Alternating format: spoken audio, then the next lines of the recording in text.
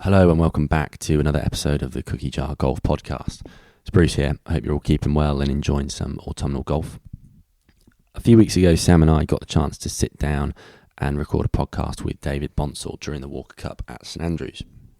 David was the chairman of the Rules of Golf Committee at the R&A and one of the driving forces behind the introduction of the new Rules of Golf, which came into effect on the 1st of January 2019. And as you may know, this is a significant revision to the Rules of Golf and a big undertaking by the R&A and the USGA. And for many people, they might see the rules as a slightly starchy, uninspiring, dull topic, but David does a wonderful job in this podcast of bringing that subject matter to life. He talks us through the reasons for the rule change, why there was a feeling that the rules needed to be modernised, the process of working with the USGA and other key stakeholders, and really how these new rules that we have with us today seek to go back to first principles in the game of golf. And David does a wonderful job of telling that story. Alongside his work on the rules of golf, David has also been a referee of some distinction, having refereed 25 major championships and obviously a lot of R&A events, the Walker Cup, final qualifying, all the rest of it. He's a brilliant storyteller, and it was great to hear a couple of stories from him of his time on course refereeing, notably the ruling which he gave to Bryson DeChambeau at the Masters in 2016, and of course the famous ruling that he gave to Jordan Spieth on the 13th hole at Royal Birkdale in 2017, which was obviously one of the most dramatic moments, I think, in recent times at a major championship. And we all know what happened next with Spieth going on that amazing run after he managed to make his bogey and move on from there. So yeah, it's a wide-ranging discussion. We really appreciate David taking some time out from the Walker Cup to sit down and record this podcast with us. We hear about how he first got started in golf, his fond memories of playing golf at the University of Cambridge with some of the great amateurs of the day, how he got started in the administration of the game as captain at Royal St George's, and then obviously latterly with the R&A on the rules side of things and refereeing too. In recent years, David has been the president of the Old Wycomist Golf Society, and he's written a book called Essays in Time, which covers the history of the Old Wycomist. So definitely urge you to check that out. There's some great characters in golf that will be familiar to you, such as Gerald Micklem, Horace Hutchison, and even Willie Whitelaw. So anyway, yeah, that's enough from me. Sit back, enjoy the podcast, and thanks again to David. Watch this.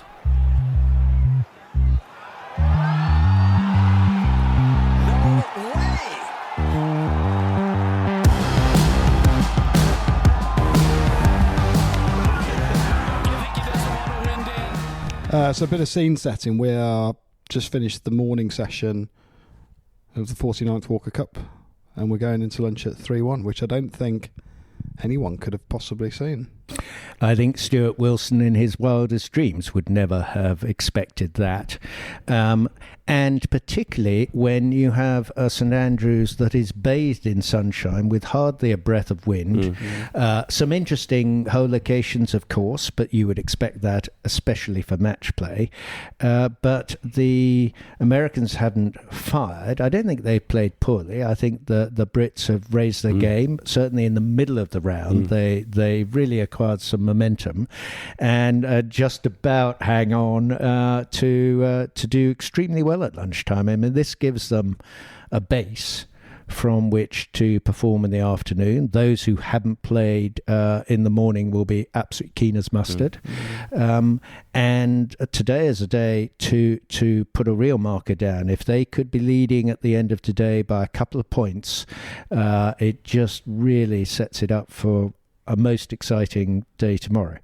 Now, we all know the Americans have shown it a million times before in Ryder Cups and others that they are tremendous performers on the last day. They will always fight and they will always come back.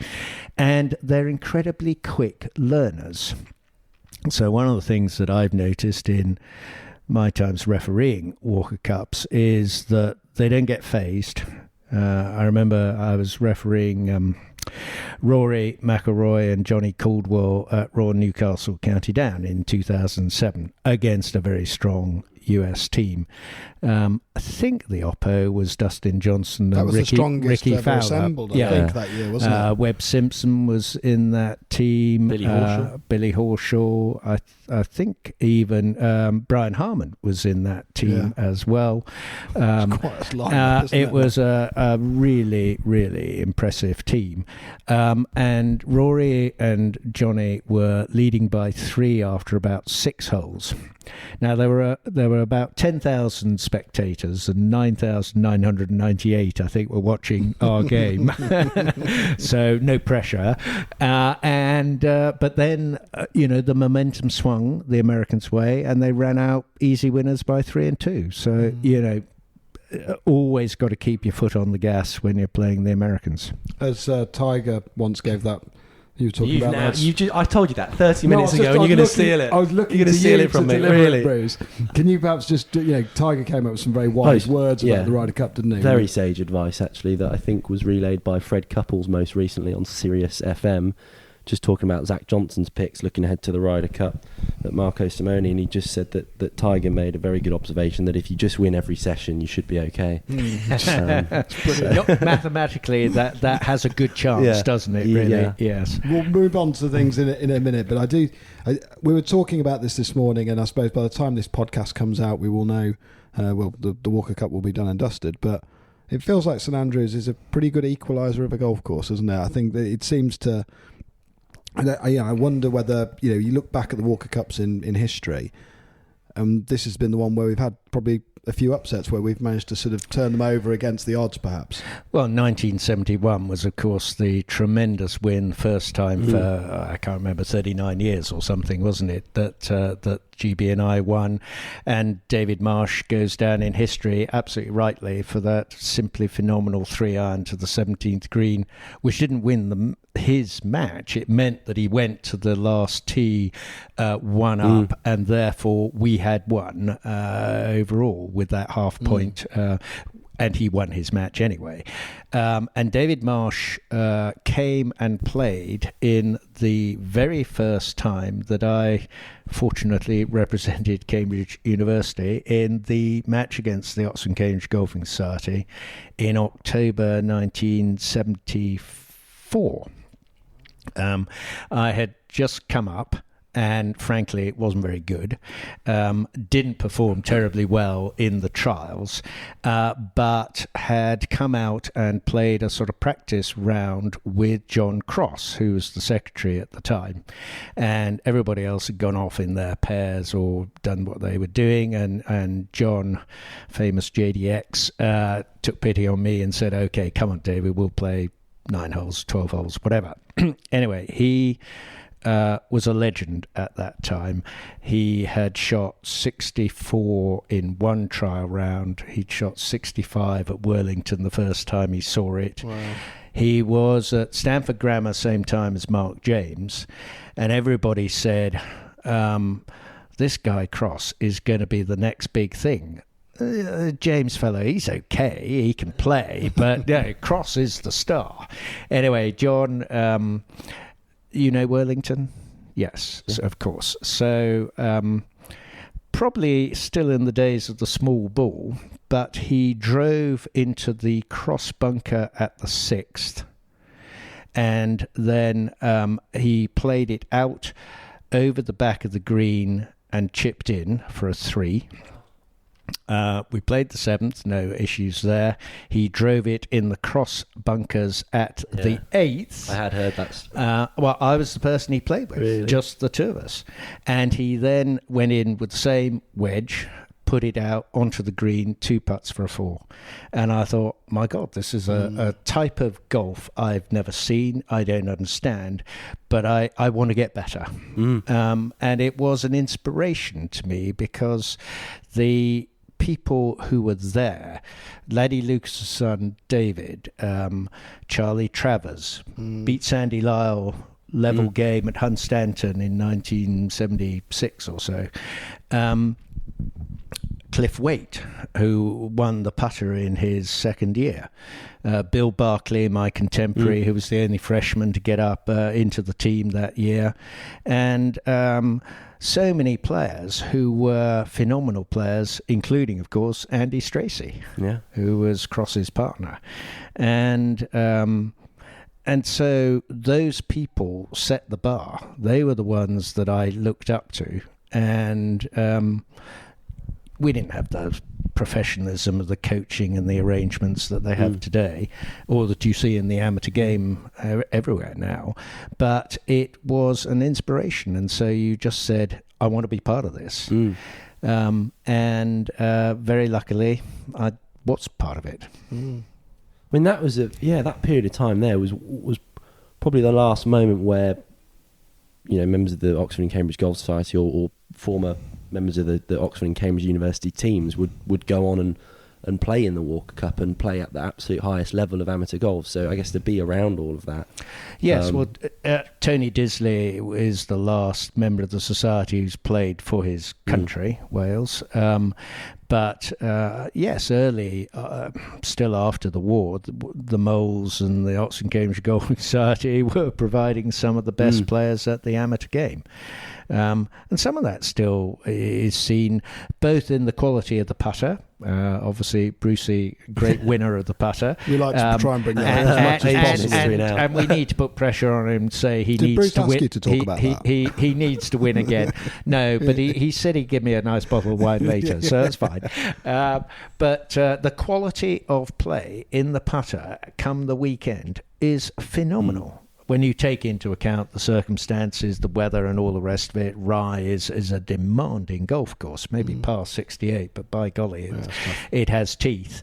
But you see tremendous quality play, and then you look at people who are playing great golf now. Tom Ettridge with the Irish seniors, Andy Stracy's won the Irish seniors. There are top performances by people who have, earned their spurs, as it were, during those university days and subsequently. You've been around the game for a hell of a long time, haven't you? I suppose. Probably comes with age. So. And you've done a lot in the rules, which we'll no doubt come on to and talk about. But I'm pretty curious to know, where was it university days where the golf sort of became a bit more of a sort of a serious occupation for you, or was it sort of younger than that? When did it grip you? Well, actually, it was my mother who started me playing, and she took me off lessons at Burr Hill, and I played there. Norman Quigley, very good old coach, and he talked about pronation and supination. I didn't understand them. I was only 10. What's that, Bruce? Is that the flex in your hands? It's a rotation of your rotation. Rotation. Yeah. And so I didn't really get that, but I got started. I played at Winchester. When I went there, I was 24 handicap.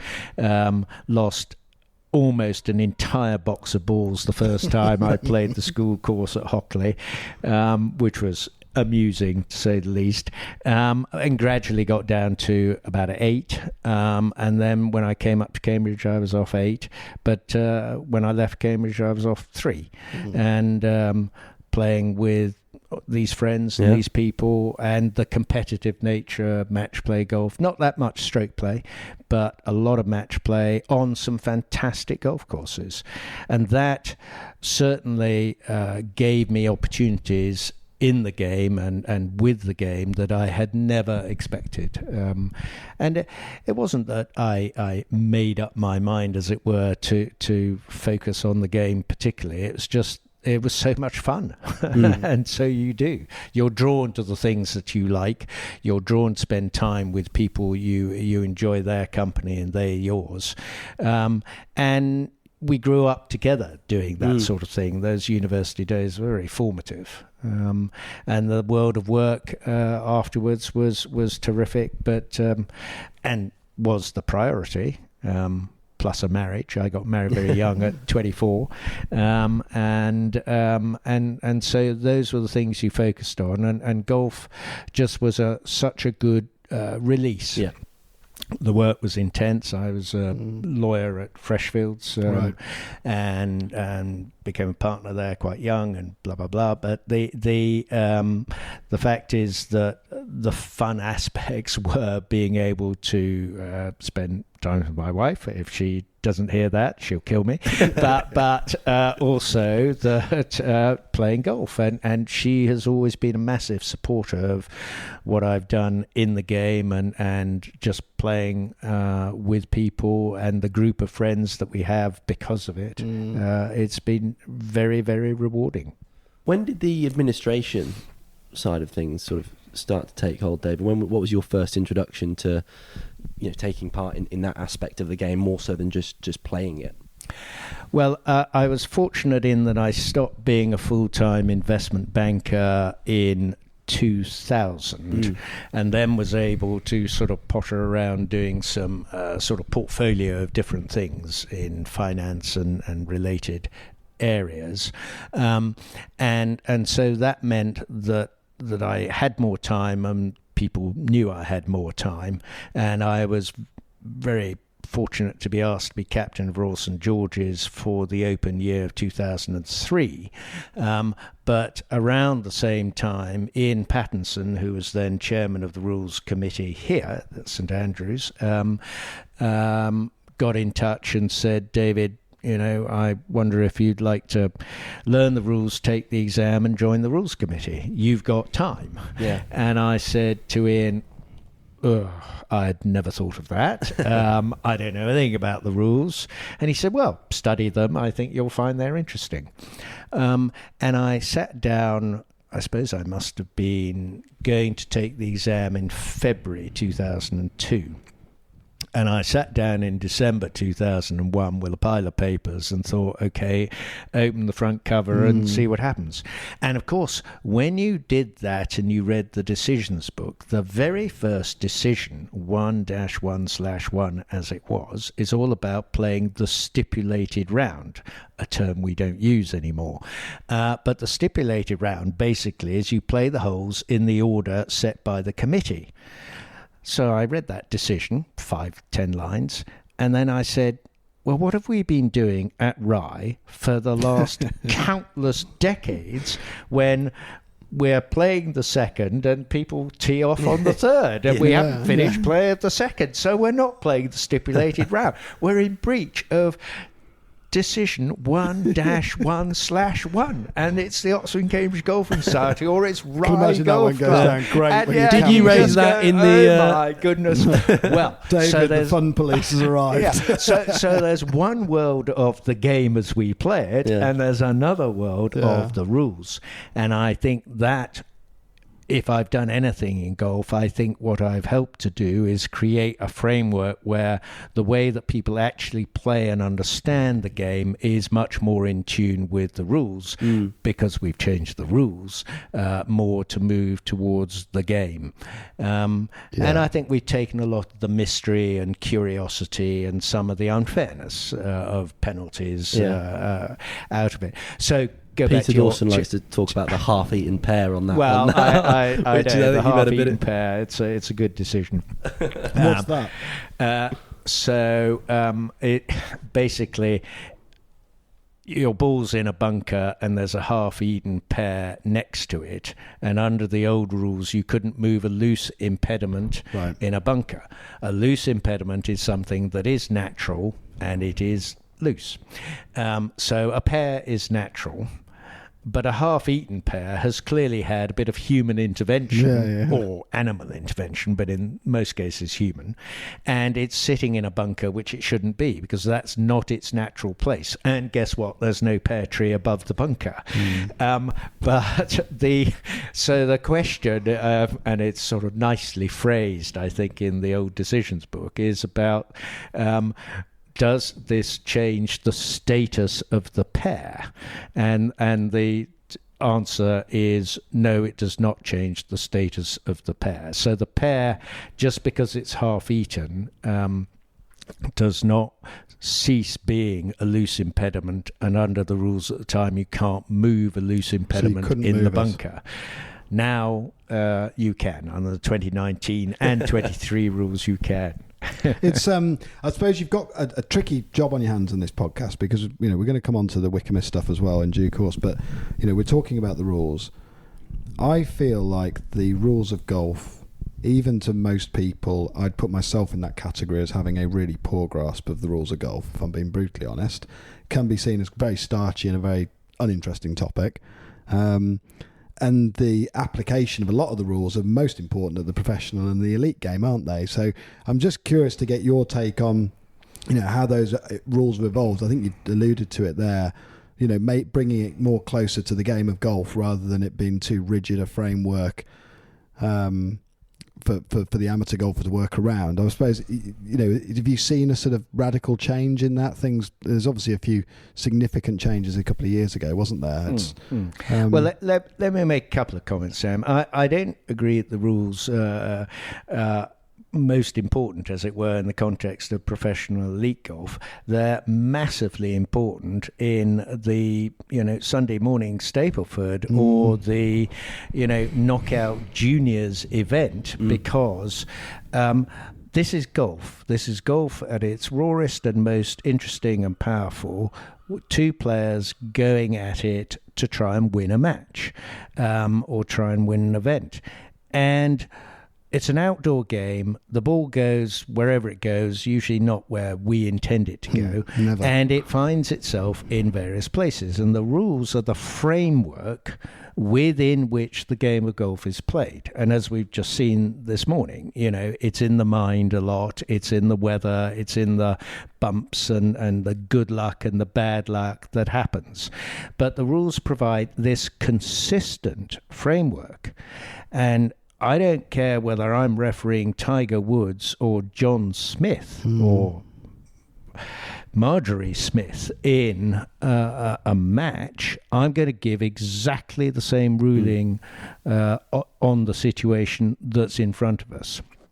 So where I think most people have struggled with the rules is they haven't understood the principles that lie behind what the rules actually say. And that is one of the most important things we did, I feel, in the 2019 version of the rules, the first, as it were, modernised version of the rules, was to have purpose sections, as it were, principles at the beginning of each rule, telling people what this is about. And for example, that the areas of the course, Rule 2, brand new rule, didn't exist at all before 2019. By explaining to people there are these different areas of the golf course, we're trying to enlighten people that the same situation, if it applies on the putting green, might have a different answer than if it applies on the teeing area or in the general area or in a bunker.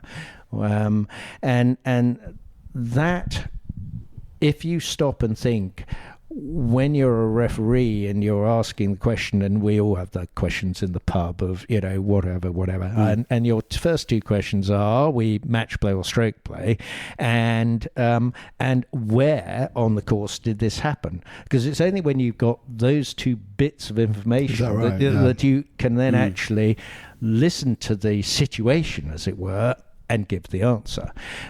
So I think it's what we try to do is remind people that those are core aspects. It's are we playing bridge? Are we playing poker? They're both card games, but they're different.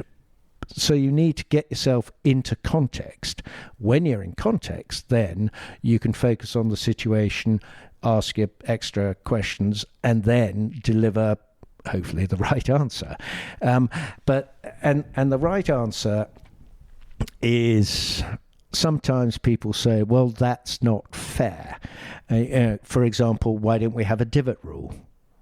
And I remember vividly one of our rules meetings, and we spent 2.5 hours talking about whether we were going to allow a divot rule, your free relief if the ball's in a divot. Well, the reason why we didn't is that there's a massive amount of debate of, is this a divot?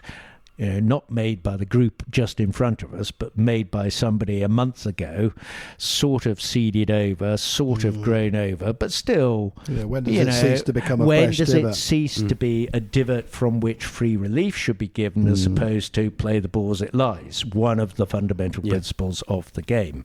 And so someone said, well, and I used to have a huge argument with John Paramore about this. He said, look, we are asking players to hit the middle of the fairway.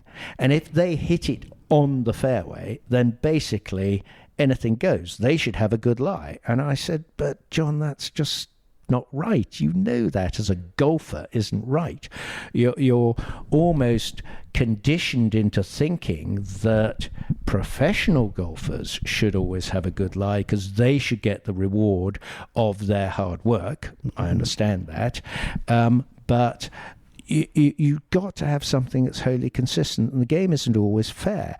If you can hit it right to the middle of the fairway, but you have a big bump in front of you, as we do here at St Andrews, is that fair? You say, oh, well, there's a big bump in front of me. I can't hit the 3-wood onto the par 5 because I've got the bump in front of me. Oh, well, in that case, that's not fair. Okay, we'll go a yard to the side and then you can play again. Well, no, sorry, that isn't golf. It's fundamental to it, the unfairness and the chance for anything to really happen. It's a metaphor for life. Yeah. And it's the reason we love the game and that's as well. why it is why we love the game, because the game is so uplifting and it's also so humbling. There are great moments and there are terrible moments, and they quite often happen in the same round, sometimes even on the same hole, for God's sake. There are so many things that just bring you down to earth. If you hit a terrible tee shot, it goes into the woods and it hits the tree and it comes out onto the green 10 feet away. We don't say, oh, that's not fair. Sorry, you got to go and put a ball into the woods and play from there. That's the corollary of, well, I hit it on the fairway and I'm now in a divot. Anyway, so back to the point. I'd argued very passionately at this meeting. We'd all agreed we're not having a divot rule. I'm playing a knockout match at Royal St George's the following 2 days later, and I go down the 19th. I'm giving a shot to this guy. He has a terrible tee shot and is bound to take 5 on this hole, but or worse. And I hit a screamer down the middle of the fairway. Anyway, he gets it on for 3 and I'm giving him a shot and he makes 5. My ball is in a huge divot in the middle of the fairway. And I said to myself, or I said to the man upstairs, well, okay, I suppose I deserve that. Exactly. It is what it is. And you've got to roll with the punches, and that's part of golf. It was a big undertaking, I guess, the revision of the rules of golf. And maybe in some sense it was almost like a brand new framework in that, I mean, correct me if I'm wrong, my understanding is that the first rules of golf were 1744, not by the R&A, but by the Honourable Company of Edinburgh Golfers. And it sort of evolved a little bit piecemeal over time. And the decisions book ended up becoming much vaster than the actual rules of golf itself. So talk us through that, that sort of process in 2019, I guess several years before then, sitting down with the USGA, quite a collaborative effort there as well, I imagine. And where do you start? Well, that you're right. So the original rules, 1744 up to 1892, really, when the R&A took over and was perceived as the leader, at least within the UK, and the USJ founded 1894. So all that period of time was basically their local rules. And they became more and more important to have some consistency as people travelled around the country more, and people from Aberdeen would come and play at Hoylake or something like that, or they'd come to St Andrews and they'd play, and they'd say, oh, well, we can do this. And people say, well, we don't do that here. The Isle of Wight rules from sort of 1823 or something Philip are Trout was fascinating. talking about this because he said we don't have a Swalkenburn at the Royal Isle of Wight Golf Club, so they have a different set of rules back then. So there were all these different places, different sets of rules, and then gradually people travel more and more, and eventually someone says, stop, let's have some consistency. And the R&A was as it were, accepted as being the body that should draw up the first sort of code under their aegis, and the USGA did the same. And then prior to the Second World War, the USGA's rules were quite different from the R&A's rules.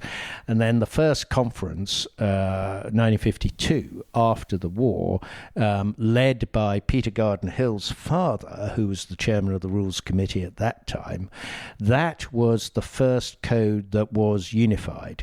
And the Royal Canadian Golfing Association brought the R&A and the USGA together and said, stop mucking about, we've just fought World War together, we can do better with the rules of golf. And that is why, to this day, I believe, a joint rules committee meeting is between the USGA, the R&A, but observed and attended by a representative of the Royal Canadian Golf Association. Way. Really? Yeah. RCGA. So they still mediate the whole process to make they're sure. still involved. If it comes to a vote, they don't have a vote, but they're still part of the process. And so to the question about the 2019, we didn't know it was going to be 2019 version of the rules. In 2012, I was invited by Chris Hilton and Peter Dawson to come to a meeting here. I stopped being on Rules and Championship. I was sort of fallow at the time, but had just refereed the 2011 Open at Royal St George's, my home course. And we convened in hotel here, Hotel du Vin, and had a sort of private dinner. And basically the topic was, do we think it is worth seeing if we can change the rules of golf? There was the feeling that the rules almost were bringing the game into disrepute, or at least not serving the best interests of the game, is probably a better way of putting it. There'd been quite a number of incidents. There'd been a lot of TV commentary, not all of it that intelligent, but nevertheless valid and listened to by millions. And therefore you sit up and say, well, could we do better? But if so, how?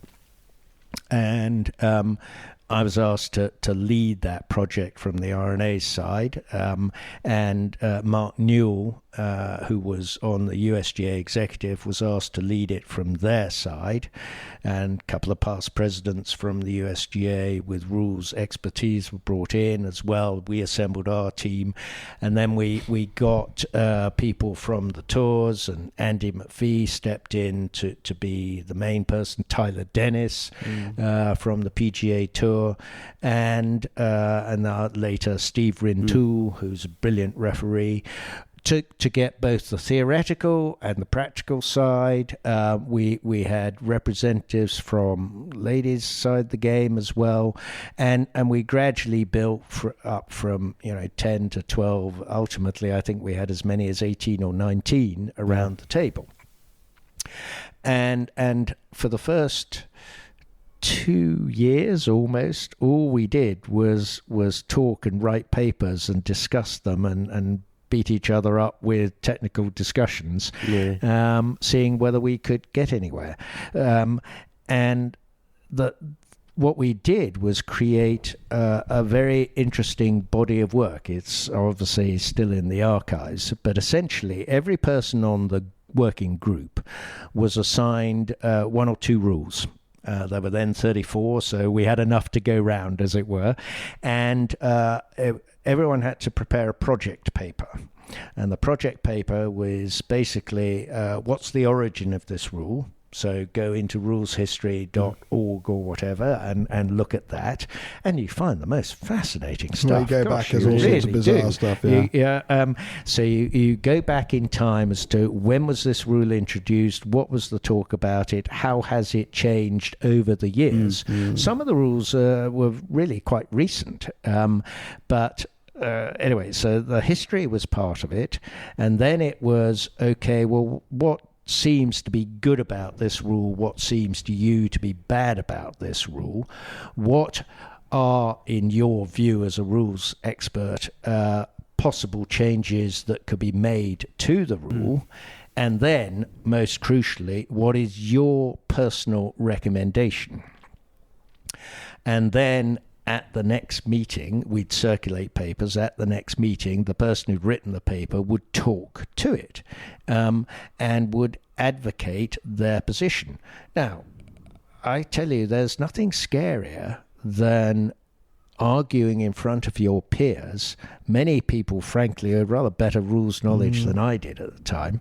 And you say, gosh, well, when they riposte, did you think about such and such? You think, oh, God, I'm an idiot. But it was very revealing. It was very rewarding. It was very collaborative. Yeah.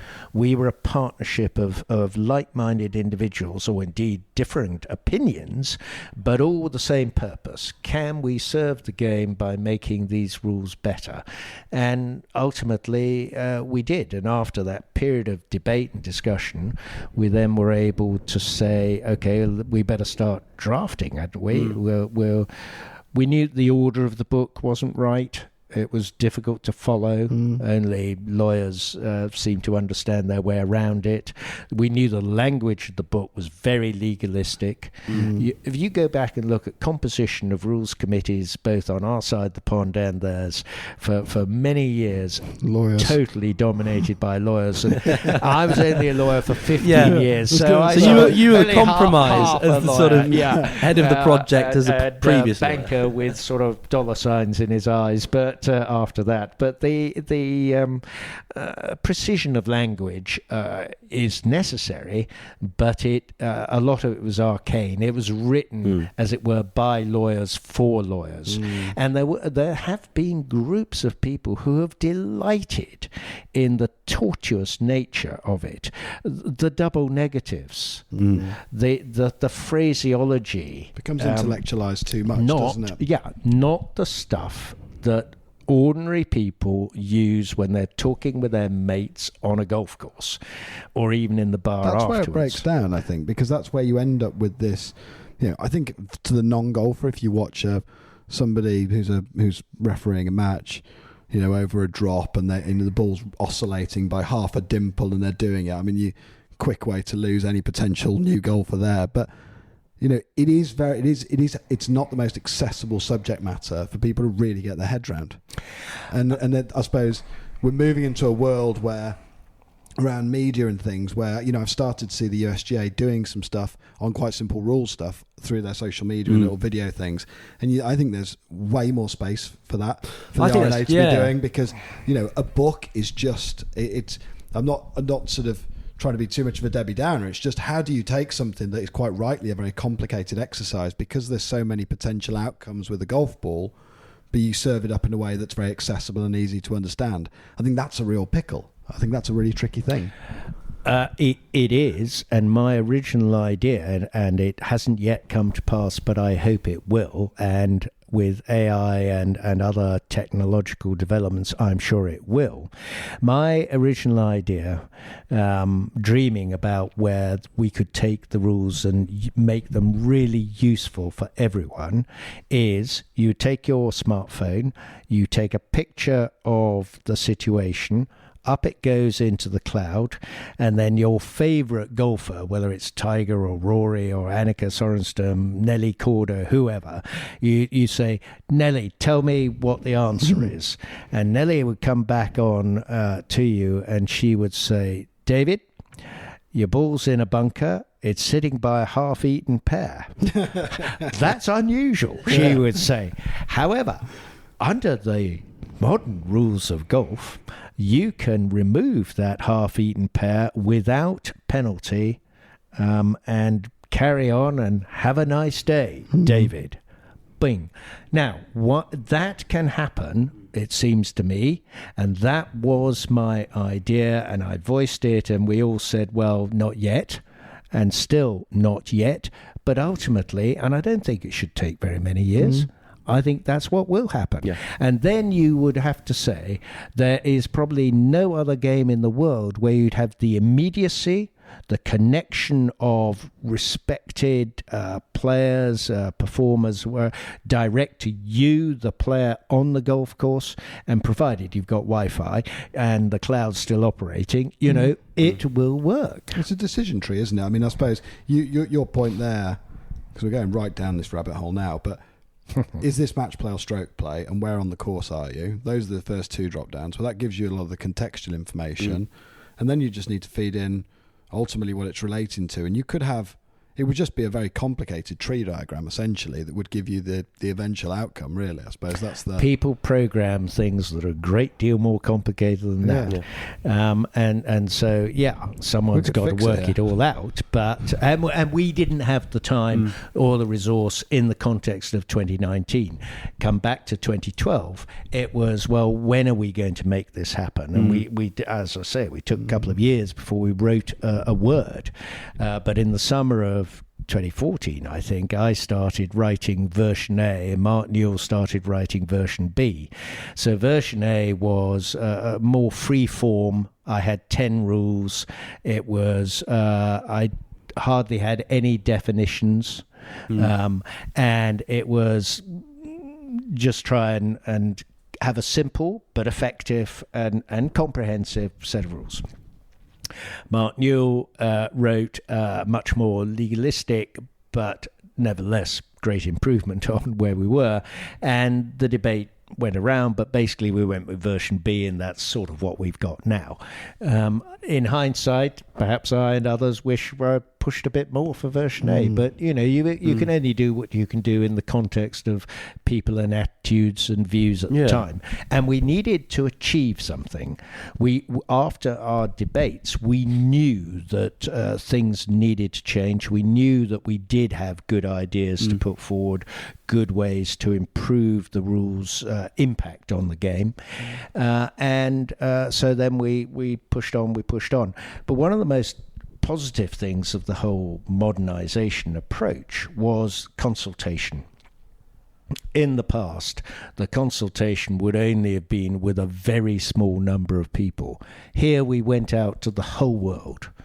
We put out in 2017 a version of the rules saying this is what we would like to do, and we published that, and we put out lots of supporting material, and then we went traveling around, well, in my case around the world, and others around America, Mexico, talking to people, setting up focus groups, having their input.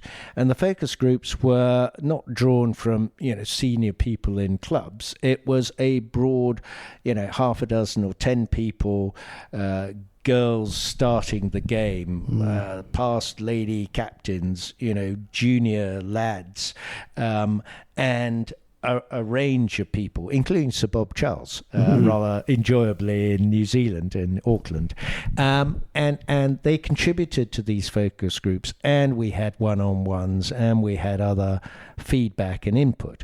And we did genuinely take a lot of account of that, and were able to shape it such that, when we did implement the 2019 rules, it went well. Of course, there are a few glitches.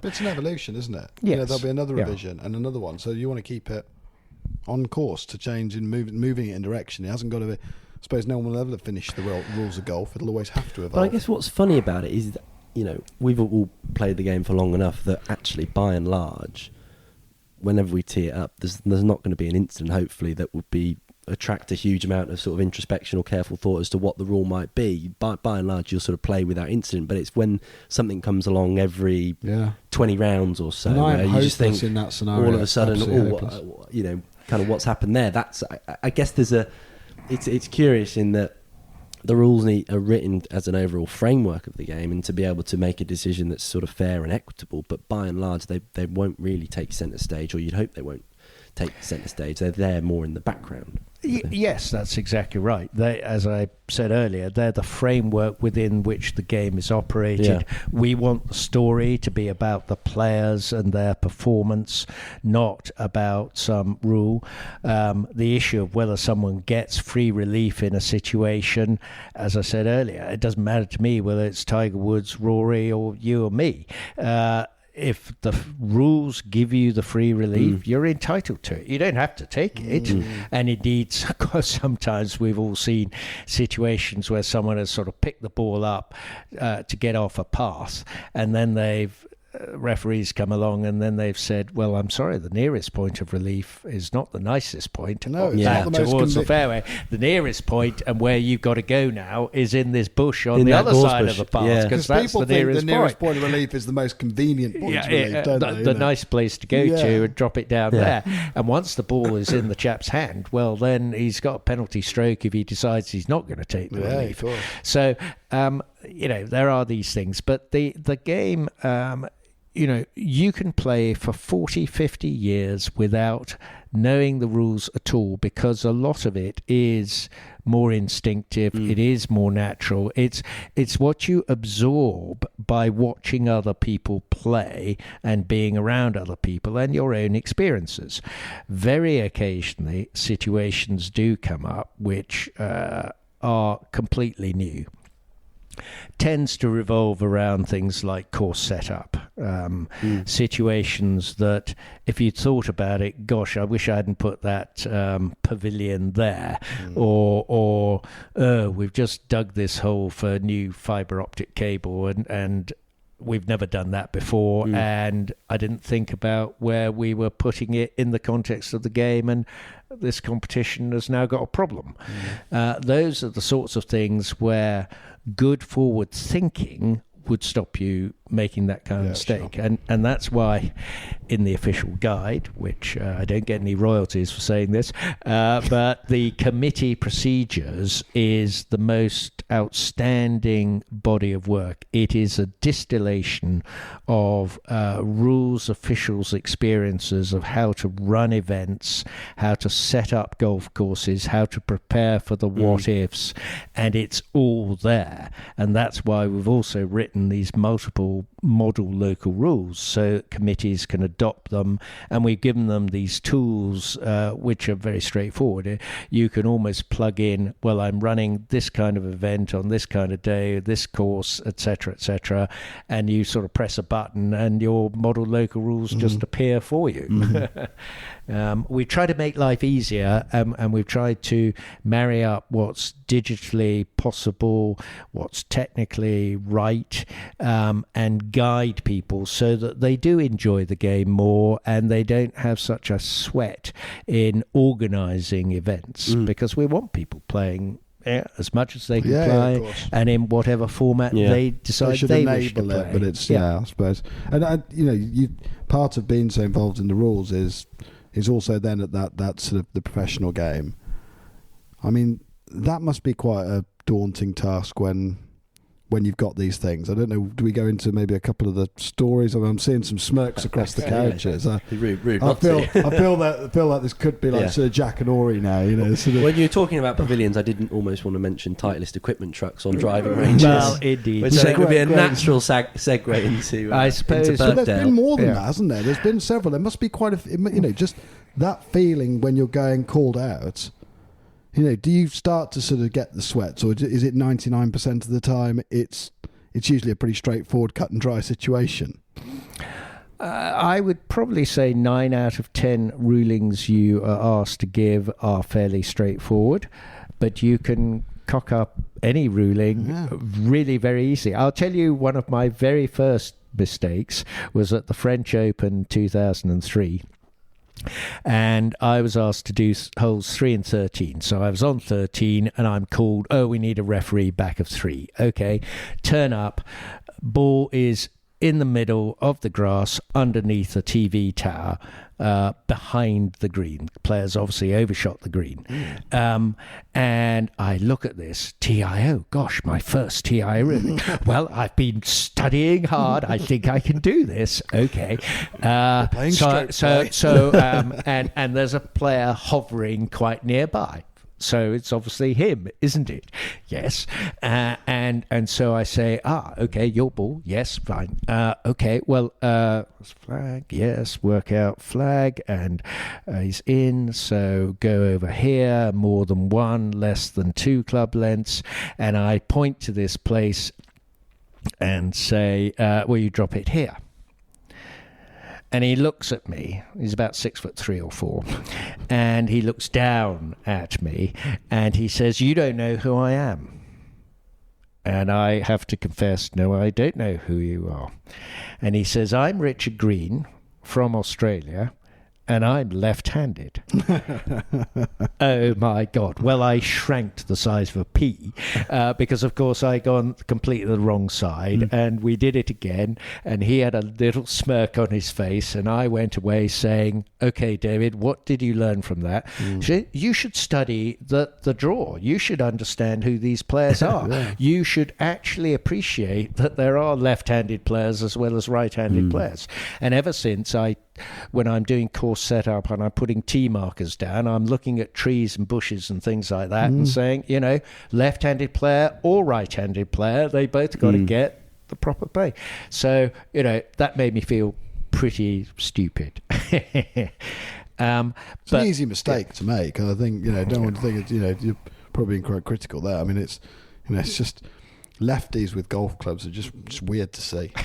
Well, my wife's a lefty, so I've learned the hard way. There's so few of them, aren't there? There's so few. Whereas you watch cricket, how many great batsmen are left-handed that are still right-handed, and yet golfers that are left-handed are much, much rarer, it seems. But we'll have seen, as we did this summer at the Open with Brian Harman, left-handed golfers always look amazingly elegant. I don't know what it they is. all clear through the same. They just appear to swing it more smoothly. And Harman's a very good iron player as well as driver. He's really crisp, and you think, "God, why can't I do it like that?"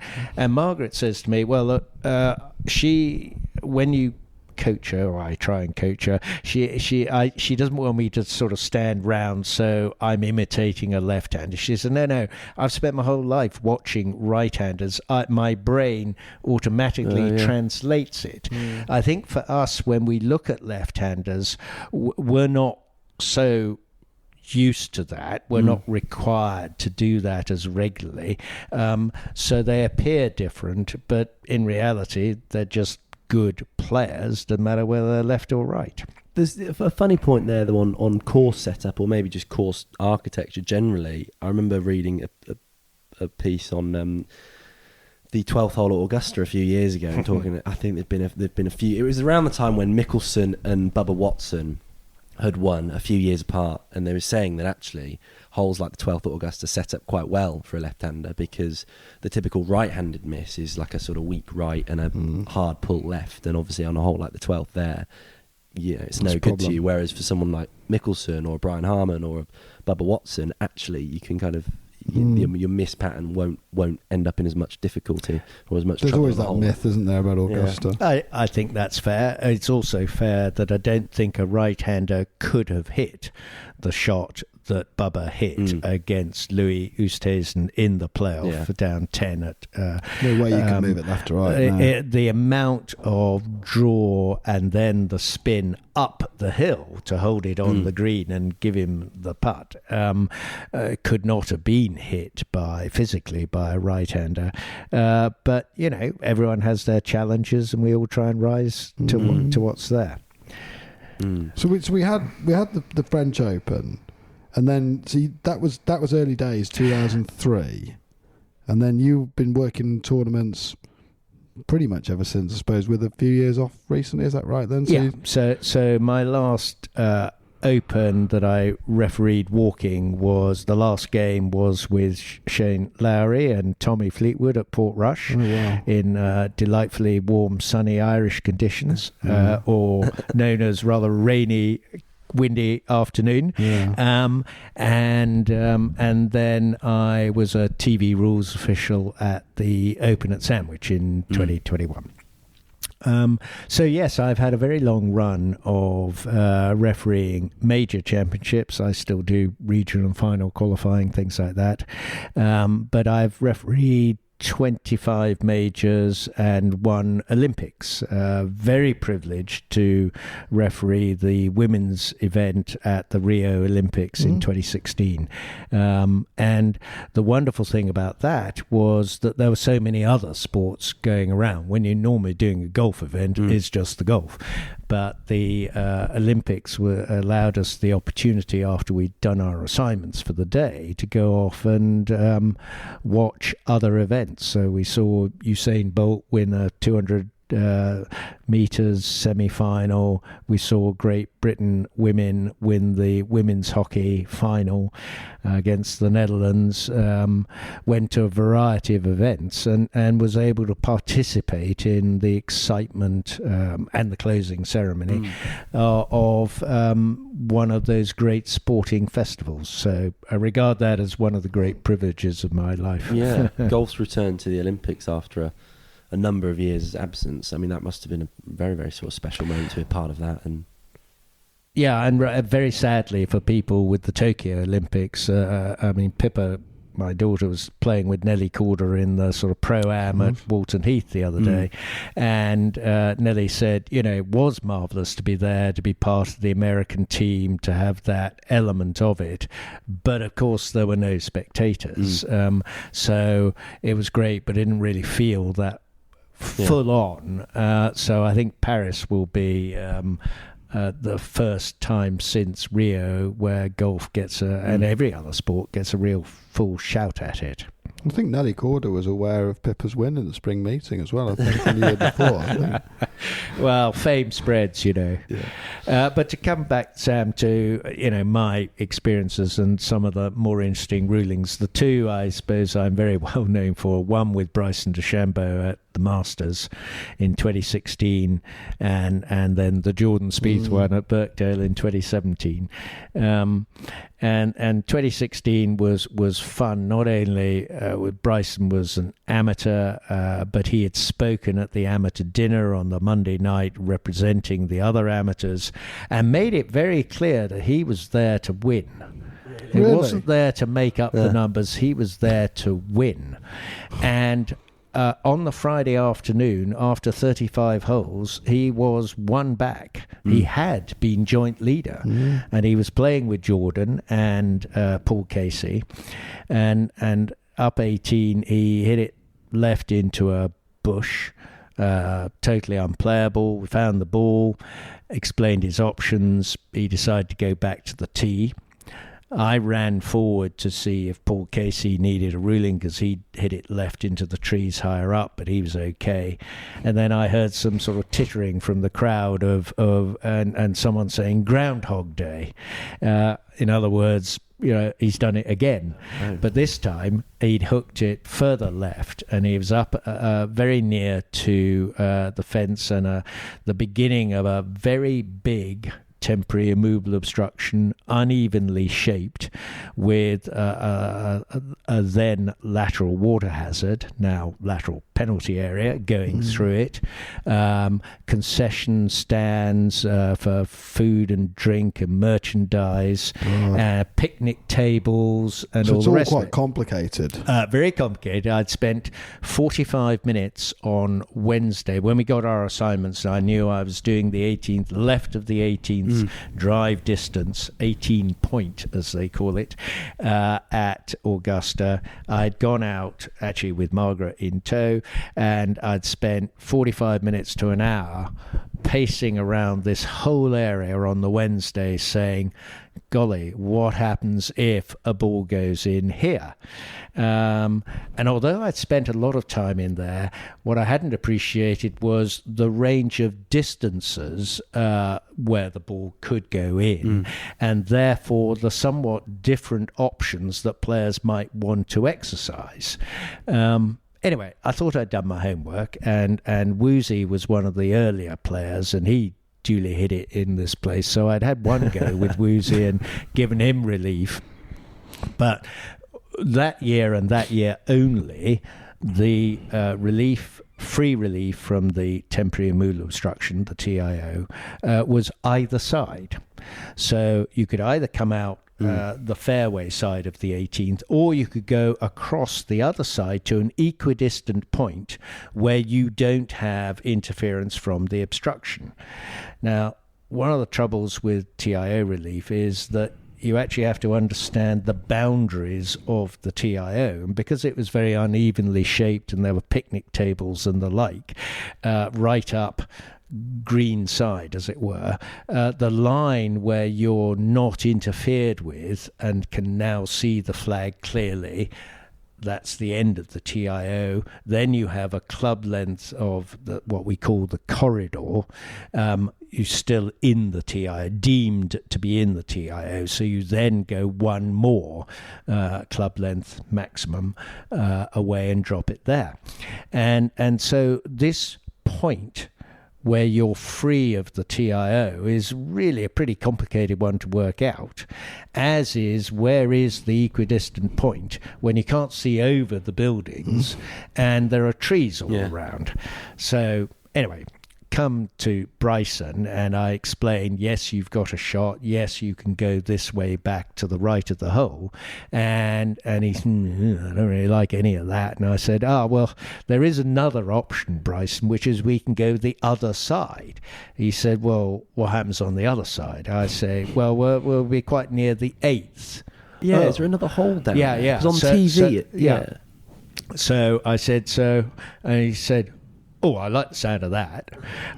So off we go, and I wasn't really following, but actually a CBS cameraman is following us as we go tramping through the bushes and round the other side. And we wind up about 50, 60 yards away from where he has been in order to get free of the TIO.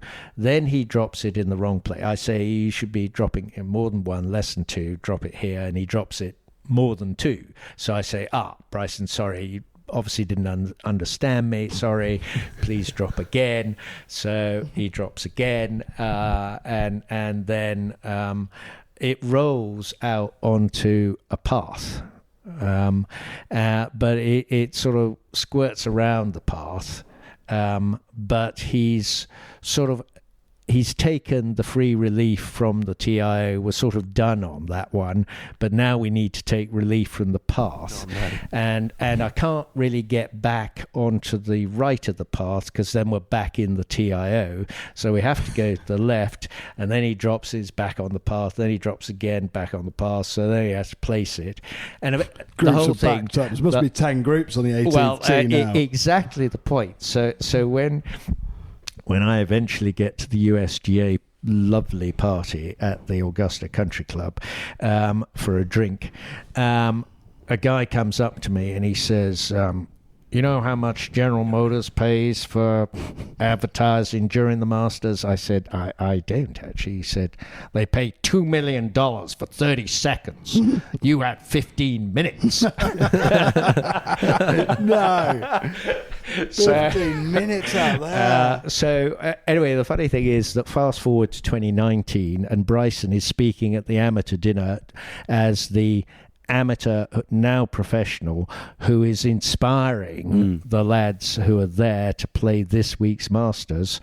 And I'm sitting there and he smirks at me just before he starts speaking, and then he talks about this damn ruling. Really? The whole room just erupts with laughter because they know that I'm the one and Bryson's there, and it's a good story. Anyway, that didn't stop us having a massive fight the year before at Carnoustie when I wouldn't give him relief from another TIO at a TV tower because he didn't satisfy the conditions, and he questioned my ruling. He didn't question my heritage, but he did question my ruling. Is it about anyway. he needs to satisfy you as the referee that you could actually make a stroke at it? I mean, I think there was an incident with Xander Schauffele here. He at had one with a Andrews. fence as well, a few early in the season. With a gorse version. Yes. So there's an exception in the rule.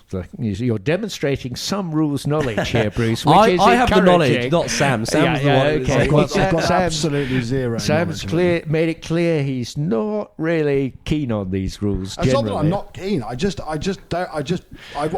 should read them. You've got a short I should attention do, span. I should He's got a short attention span and needs I'm video not- I just content don't- rather than I just can't written. believe I played the game for 30 years, and I sometimes I would openly say I'm embarrassed at how little of the rules of golf I would know. If you were in those situations, I'm just not brilliant at knowing what you need need to do. Well, I don't now dislike you the don't rules. even have to read them, Sam. For people like you, the RNA and the USGA have produced some amazing videos and That's explanations, and they're terrific. And you could watch them for 5 minutes. If you spent a month, each one day, your rules knowledge would improve hugely. I might go on self-improvement month next month. But anyway, you're right, Bruce. There is an exception so that you may be entitled, you may have the interference, which therefore starts you by saying, I'm entitled to relief.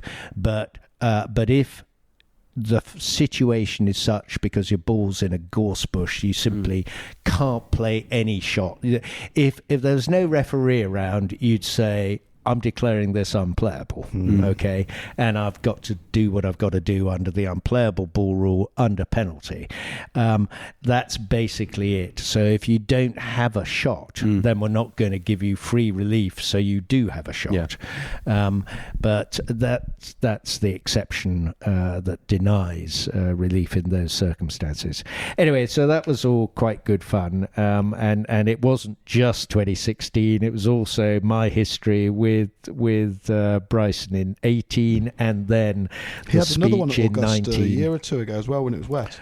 Do you remember left of 3 or something, or 2? Or Was this when he said it was left of 2's a bad place. There's some all sorts of things. I sense Bryson as a character is someone who really, he probably works quite hard to use the rules to as much to his advantage as he can. He seems to ask for a lot of relief, whether that's just there are a lot of players who will always ask, and they've almost had that bred into them as don't make a decision on your own, because if you get it wrong and you play from the wrong place, that's 2-shot penalty. Now, 2 shots makes all the difference between winning the event or losing it, and $1 million and all the rest of it. So I can understand that.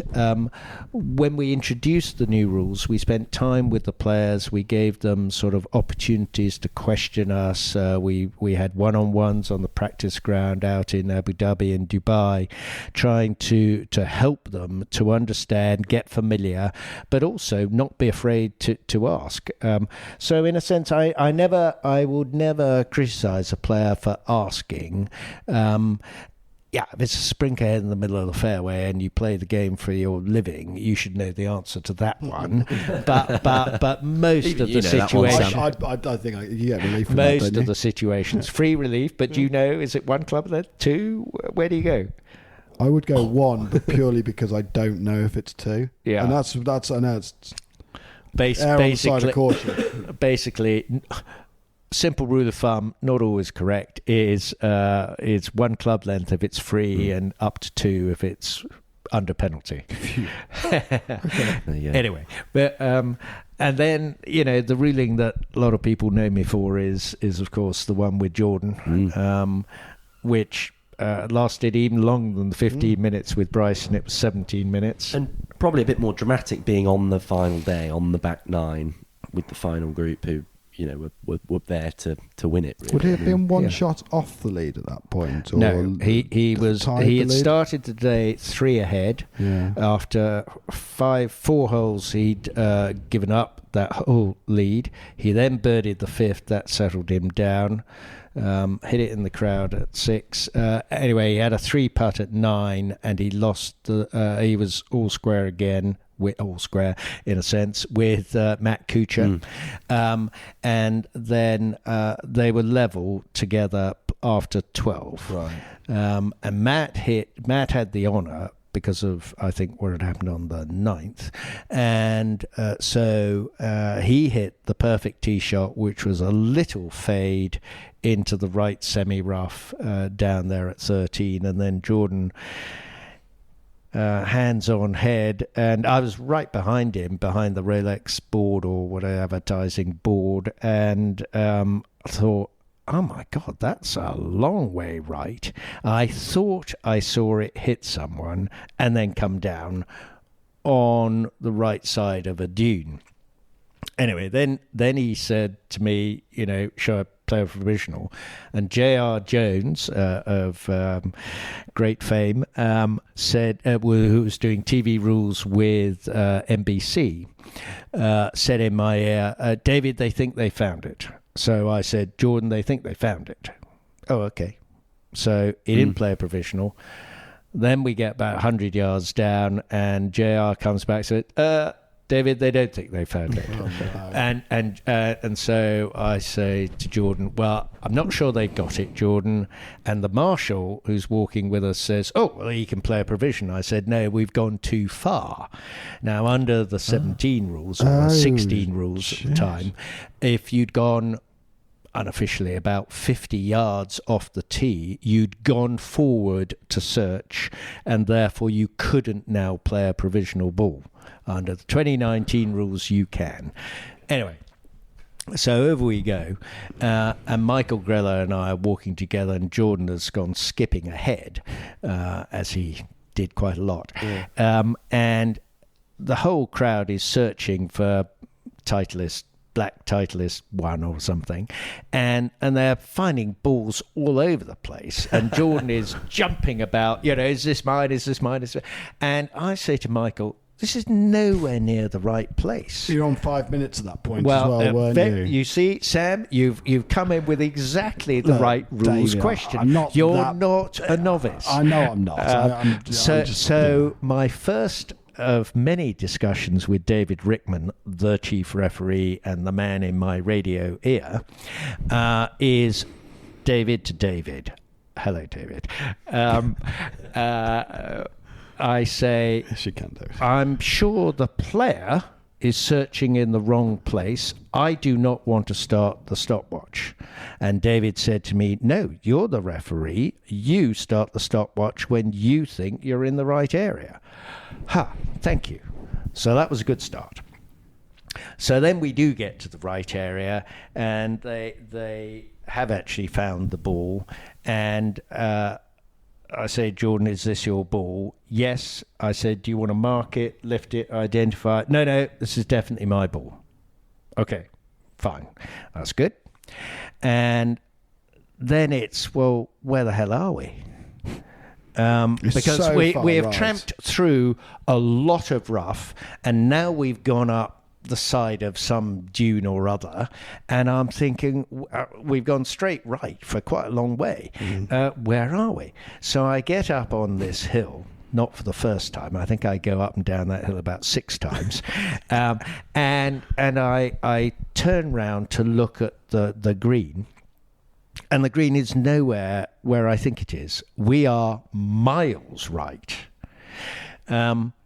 Anyway, having seen Jordan's lie, it's pretty clear the ball's unplayable unless he wants to take quite a risk.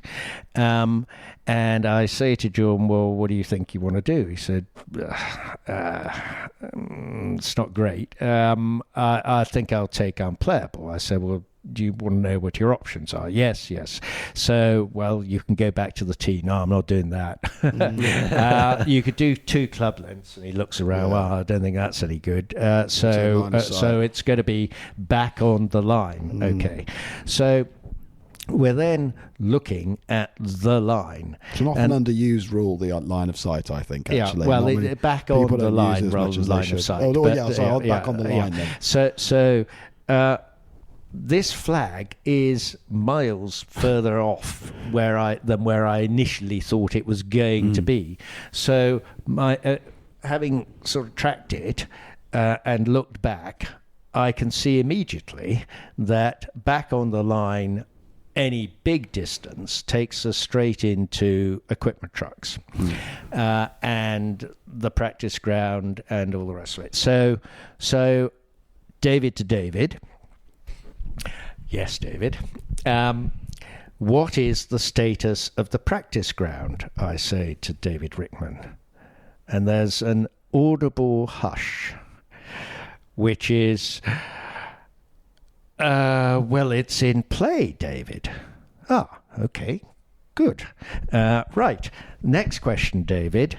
what is the status of the not half-eaten pear? What is the status of the equipment trucks? Are we treating each equipment truck as a separate TIO, or are we treating these multiple units as one single TIO? Another audible hush, understandably. And then he says, I haven't got a visual. I said, well, you don't need a visual, David. You know where the equipment trucks are, and you know how many of them there are. And there's Harris double metal fencing on the right-hand side, and then there's some single metal fencing, but they're all these equipment trucks, and they're all on the practice ground. And are we going to treat them multiple units, one TIO, or each individual truck as its own TIO? I think we should treat them as multiple units, one single TIO. Good, I say. Anyway, the whole point of that discussion, a rulesy discussion, admittedly, is to provide the framework. Again, now I know that if Jordan decides he's going to take relief back on the line, then that line takes us through this TIO. He's got penalty stroke to get out of where he is, but he's then going to get free relief. And then the question is, where does he drop it? And therefore, where's the nearest point of relief for free from the TIO? Is it as looking back towards the tee? Is it on the right-hand side into thick rough? Or if he goes slightly further back, he'll be on the left-hand side on the practice ground, nice ground, cut grass. So then it's, okay, Jordan, what is the line? I think that it is straight. There was a tailor-made truck on the right-hand side as we look back, and it's right through the capital M of tailor-made. And he and I agree. And since looking at all the footage and everything, even putting a ruler onto a TV screen, that line from that flag absolutely did go through the M of tailor-made. Awesome. We got the line right. Okay, so that was the thing. And then it's really, he can drop it anywhere back on the line. And I can't tell him what to do. I can only explain what his options are and advise him that, yes, if he says, can I drop it here? Yes, you can drop it here, but you can drop it anywhere on this line, because I've worked out pretty quickly where the good place is to drop it. I said, once you've dropped it, then we're taking the unplayable ball ruling is done. Then we're taking TIO relief, and it's the nearest point, and that, obviously could take us one side or the other side. So anyway, he goes miles behind and says, can I drop it there? Yes. And then he goes right up to the very last truck and says, can I drop it there? I said, yes, but you can also drop it further forward inside these trucks if you want to. Oh, okay. And eventually we work out where he wants to drop it, which is right in the middle underneath or by the Titleist truck. That he's sponsored, of course, by Titleist. So then we have another interesting ruling, if you're a rules person, which is underneath these trucks was corrugated trackway. Now, he's got the ball in his hand, which he's been able to clean because it's under penalty in that case. But that's the only golf ball he's got. I don't know where Michael Greller is.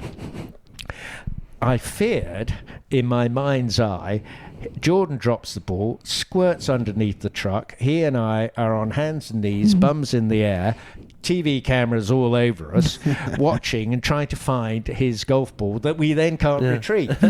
So cold sweat breaks out, and I say to myself, I'm going to deem him to drop the ball here. So I can go David to David. We've worked out the exact place where we're taking the unplayable ball relief, and we're in the TIO, and we know that within 2 club lengths of this point, we will be exiting for free from the TIO onto the practice ground. Can I deem the player to have dropped it where we're standing? And David pretty quickly said, that's very sensible, David. Yeah. Because it's the ability to foresee what the problem might be. It would become a farce if you lost the ball then. Exactly. You're already sort of 10 minutes in now. I imagine, Well, aren't you? exactly. Yeah. The people on podcasts around the world would be going mad. They'd be like, they lost his ball and were there for the 20 minutes, Yeah. It just, So anyway, it was at that point that JP appears, having John Paramore, who's been shadowing us, of course, and we're losing time, and I know we're losing time. And he appears just at the point where we're about to do the TIO relief, and John does TIO relief rulings 1,000 times a year, and I do them about 10 times a year. So I said to John, "Oh, hello, John. Good of you to join us. Here's where we got to. Do you want to do the TIO relief?" And so then we exit onto the practice ground, and eventually he drops. The real privilege of all of this was being right there to see the next 5 holes, because the drama was absolutely phenomenal, and none of us, of course, nobody knew what sport was going to give us over those next 5 holes. But I exited, we ran up, we got to the green. First thing Jordan did, he's 23 years old, he goes straight to Matt and he says, "Matt, I'm really sorry, it all took so much time." And Matt was, "Don't worry about it, it's fine." He had a putter in his hand. He played his second shot onto the green. And, he knows this is the world of professional golf. Things do take time sometimes. So he wasn't It's impressive, fazed. though. I mean, he's hit Very 2 iron, impressive. didn't he? I mean, Jordan. He hit 3 iron. Yeah. Michael Grella gave him a distance of 230. Michael actually had no idea what it was, but he didn't want him to hit 3 wood. Those are the only 2 clubs Jordan had. But he held that putt. Real momentum changer. They almost embraced. They knew how important it was that he made 5, not 6. So he's pretty pumped after that. I'm standing at the back of the green, and he shakes me by the hand and says, "David, thank you for all your help with that." I have never had such a composed player in that white heat of battle just be so polite. Yeah. It was an extraordinary composure and gentleness. I hugely take my hat off to him for that. It was a moment that will stay with me forever. I really thought that was impressive on his part. And then, of course, JP says, "Well, we've got to hurry up," and all this. But he then plays, it was lights out, wasn't it? Marvellous 6 iron, nearly into the hole. The go get it, Michael, at 15. And at 16, he's hit not a great second onto the green. He's about 30 feet away. But I tell you, the aura that was coming off him, I'm walking sort of with him, behind him, as he sort of goes to look at his ball, mark it. And I say to myself, sort of take a quick sneaky look at the line and the putt as I walk by, I said, "He's going to hold this. I know he's going to hold this." And then I'm standing at the back of the green, and lo and behold, he holds it. And, the place goes wild, of course. He's a remarkable golfer, isn't he? Yeah. There's few people that have the ability to just be. He's a very addictive guy to watch, I think. He just has that. He's so streaky as well, isn't he? He puts the ball in so many places. And that final round of Birkdale is pretty sort of indicative of Jordan Spieth's golf, I think. But it's when he gets going, particularly with the putter. I mean, that afternoon was remarkable closing stretch of holes. Well, what endears Jordan to me and to so many others is that he plays shots that we play, i.e. rubbish ones, but he also is godlike in his short game, and he wears his heart on his sleeve. He talks to the ball all the time. It is Jordan, but he's just so genuine and so passionate, and I hated it when he was in his slump, but he's worked like hell and brought himself back, and now back in the Ryder Cup team, and he'll be inspirational in Rome. He really will, as with JT. JT's there. Ian Poulter. That's why Zach Johnson's picked him. Not on form, but he's Pulse. Yeah. Pulse was worth a lot. Postman always delivers. I mean, he's a sort of a big figure in the side. Yeah. I'm mindful we're going to go and watch some singles golf in a minute, but before we close this podcast, I'd like to talk a little bit about, you wrote a book about the Wickhamists. Indeed, I Essays in did. So I was very privileged to be asked to be president of the Old Wickham Golfing Society.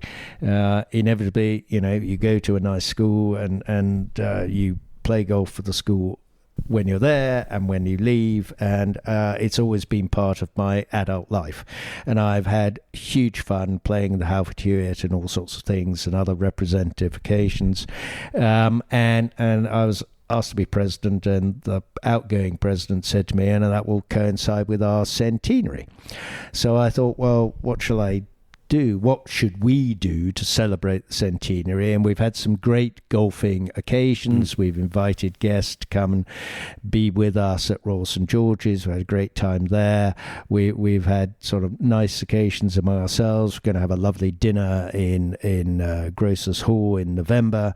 But I thought we should have something a bit more tangible and lasting. And I initially thought I'd sort of ask people to write chapters, and I'd sort of edit and compile and put it all together. And eventually I just said, you know how difficult it is to corral others, as it were. And I gave that idea up fairly quickly, and I just thought, well, okay, well, why don't I have a go? And I began to research Wickhamists who had played the game, and discovered all sorts of things. Obviously, there were a lot of people I knew who had been quite famous individuals. Gerald Micklem, obviously, in the context of golf. Willie Whitelaw in the world of politics. The Honourable Michael Scott, who probably was the best amateur golfer before and immediately after the First World War. But there were so many more.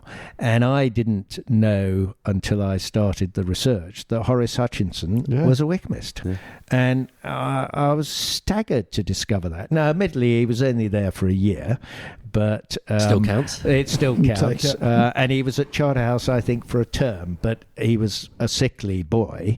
And so he went back to home in North Devon, to Westward Ho, and a school there.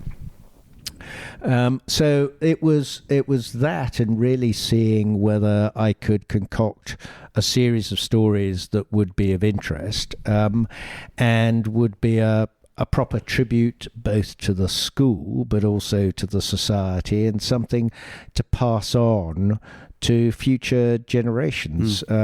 Because the sadness, as life goes on, there are a lot of friends that you lose. They go before us, and you don't have that opportunity to sit and chat and have a drink with them after a nice day and dinner.